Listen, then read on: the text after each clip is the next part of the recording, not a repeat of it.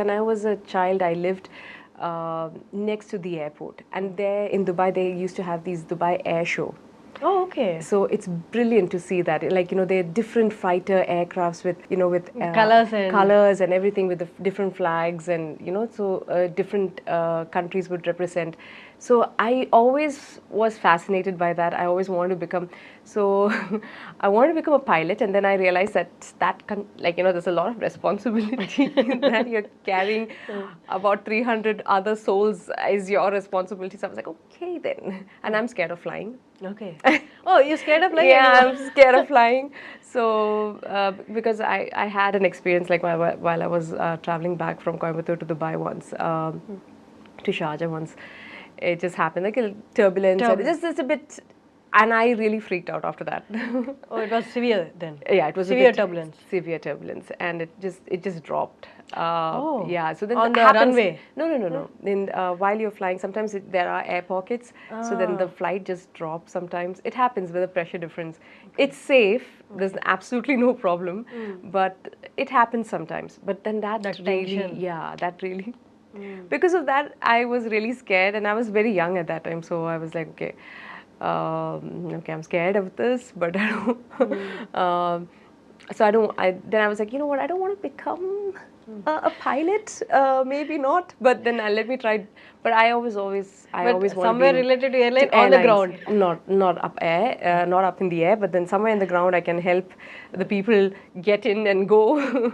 So I worked in different departments. I have worked in airport services, reservations, in different departments. Like, I kept moving around, and finally I was in the commercial department. And and then while I was working for airport services is when I went for my friend's wedding, and she got married to a celebrity, a Malayalam celebrity, Kavya Madhavan's brother. Okay. So she, so at the event, at her wedding, there were so many directors, and they kind of one of them noticed me for this movie that he was directing. And that was Vineet Kumar sir for Fahadh Faasil's movie Ayal Janella. That was my first movie. Okay. So that's how they contacted my friend, said, and so she was like, I thought it was a prank call. Honestly, I thought she was pranking me. She's like, you know what? You were there, you came for the wedding, right? So then this director saw you, and he wants you to be there in this movie. This is character called Hira. It's like, Fahad's heroine, second heroine. So why don't you do it? And I was like, you're joking. I didn't believe it. And then she's like, just do it. It'll be fun. She kind of convinced me. Then when I told my parents, my dad was very supportive. And that's how I did that movie. Okay. And I enjoyed the whole process of acting. I didn't know that I could do it. I didn't know what shooting was. I didn't know, and even movies also, I used to watch very less because I was so focused at work. You're working for 10, 12 hours a day. After that, you don't really get time much to watch movies or whatever, then your weekend, if someone says oh, it's an amazing movie, it's funny, and yeah, I like comedy movies, I like watching comedy, so that's when I go and, okay, watch a movie. Otherwise, that's how disconnected with movies I was. Okay. You are very new to the industry, right? Wasn't that nervous? Wasn't it nervous being on the set for the first time? No, see, that's my first movie. They were very considerate and kind, and I thought all movies, everyone would be considerate and kind, and that's how it's going to be. So I was just patient. I was just watching and learning, and I enjoyed this. But at the same time, even back then, this was in 2015. So I was like, okay, my passion is still to be in the aviation industry, and I wanted to become top level management, and that's where I see myself. So corporate life is what I wanted to be in, and then there's a certain kind of discipline that corporate life has. So sometimes I used to expect the same over here. So that was a bit being all the time, leaving by 6, and all the not only that, it's certain deadlines, meeting deadlines and everything. But here, sometimes at shoot, there's so many things that could happen.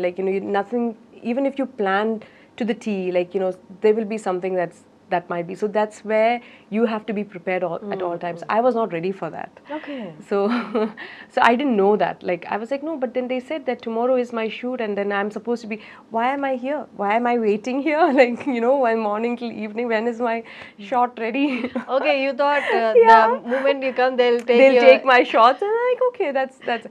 But it doesn't happen like that. Like several times, there would be something, some other, there's a rain, or there is the vehicle doesn't come, or some small error, and then they have to improvise and take another scene, and then that's because every day that you spend, it's money. Yeah. It took me a while to realize that okay, there is just not just people's time, and so it was like.